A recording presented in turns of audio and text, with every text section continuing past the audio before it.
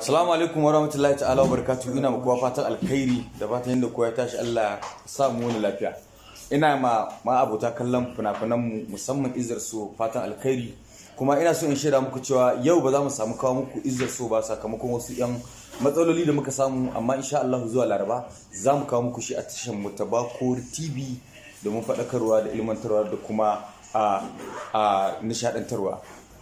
Muna ba da wannan haƙuri ne saboda ɗan matsala da muka samu. Allah da yau za mu kawo shi ba sai ranar Laraba idan Allah ya kai mu.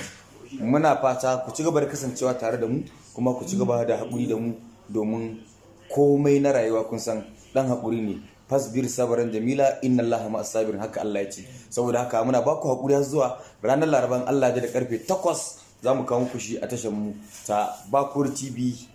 Ina ƙara godiya da bibiya da commenting da kuke mana. Ku ci gaba da subscribe din Bakori TV mai adadin subscriber 560 da wani abu, domin ci gaba da kallon Izzar So a cikin Bakori TV. Nagode.